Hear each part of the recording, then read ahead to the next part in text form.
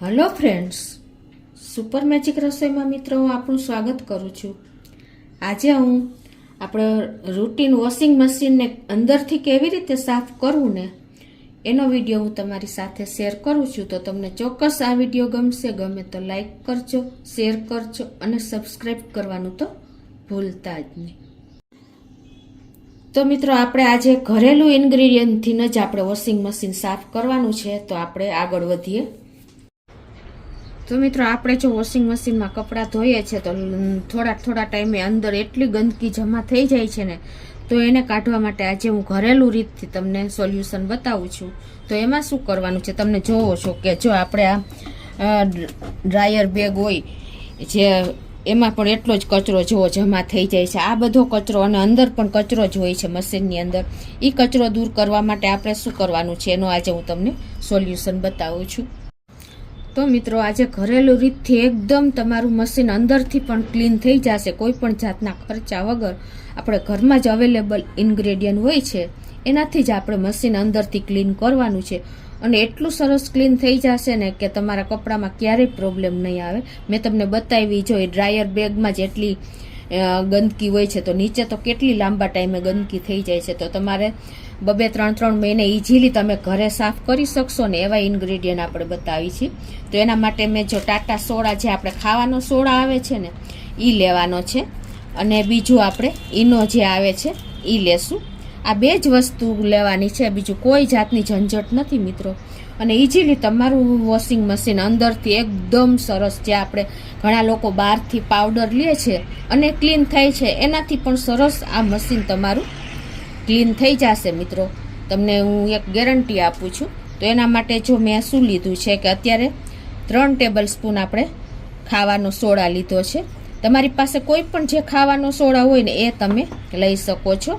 અને એનું એટલી જ એની સામે ક્વોન્ટિટી આપણે 3 ટેબલ સ્પૂન ઈનો લીધો છે. આમાં તમારે કોઈ જે તમારે મશીનની એ પ્રમાણે તમારે લેવાનું છે. બને ત્યાં સુધી આટલું ઇનફ છે. તમારે વધારે નાખવું હોય તો આમાં કોઈ જાતનું નુકસાન થતું નથી. એકદમ સરસ તમારું મશીન તૈયાર થઈ જશે. તો પહેલાં તો મિત્રો જો આપણે આ જે 3 ટેબલ સ્પૂન આપણે ટાટા સોડા લીધો છે ને એ જ આપણે મશીનમાં આ રીતે નાખી દેશું. અને ઈનો પણ આપણે 3 ટેબલ સ્પૂન લીધો છે એ પણ આપણે આ રીતે જ મશીનમાં નાખી દેવાનો છે. અને પછી આપણે મશીન બંધ કરી અને મશીન ઓન કરવાનું છે. અને તમારું જે પ્રોગ્રામ સેટ કરવાનો છે કે ટબ ક્લીનર ઉપર જે આપણે હોય છે ને બટન, એ તમારે ચાલુ કરવાનું છે. જો આ ટબ ક્લીન ઉપર આવી ગયું છે અને પછી તમારે મશીન ચાલુ કરી દેવાનું છે. આમાં બીજી કોઈ લાંબી પ્રોસેસ તમને લોકોને ખ્યાલ જ હોય છે. હવે આપણે મશીન ચાલુ કરી દેશું એટલે ઇઝીલી પાણી લેતું થઈ જશે.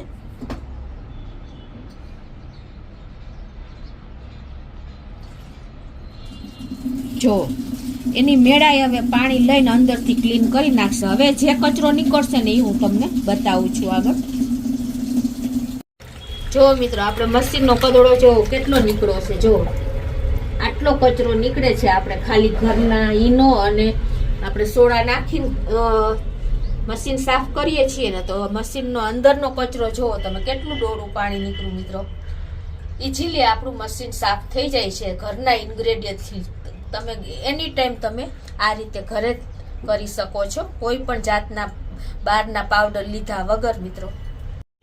તો મિત્રો ઇઝીલી આપણે જુઓ આટલો કચરો નીકળે અને આપણું મશીન, આપણા કપડાં કેટલા ખરાબ થઈ જાય છે, મશીન પણ ખરાબ થઈ જાય છે. આ કચરો આટલો આપણે જો મશીનની અંદર નીચે પડ્યો હોય ને તો તમારે થોડા ટાઈમે આ રીતે મશીન સાફ કરતા રહેવું પડે. કોઈ પણ જાતનો આપણે ખર્ચો પણ નથી કરવાનો. તો મિત્રો જો ઘરના જ ઇન્ગ્રેડિયન્ટ આપણે ટાટા સોડા, એટલે કોઈ પણ સોડા તમારા પાસે હશે ને ચાલશે. અને ઈનો એ તમે 3 ટેબલ સ્પૂન જ લેવાના છે. અને તમારે ડાયરેક્ટ આપણે પાવડરના ડિટર્જન્ટ બોક્સમાં નાખો તોય ભલે, ડાયરેક્ટ તમે મશીનમાં નાખી દો તોય ભલે. પછી તમારે ટબ ક્લીન બટન ચાલુ કરી દેવાનું છે અને ઇઝીલી તમારે પાણી લઈ લેશે મિત્રો. તો આ રીતે તમે ઇઝીલી ઘરના ઇન્ગ્રેડિયન્ટથી તમારું વોશિંગ મશીન થોડા દિવસે તમે સાફ કરી શકશો મિત્રો, કોઈ પણ જાતના ખર્ચા વગર. તમને ચોક્કસ આ મારો વિડીયો ઉપયોગી થશે. તમને ગમે તો લાઈક કરજો, શેર કરજો અને સબસ્ક્રાઈબ કરવાનું તો ભૂલતા જ નહીં.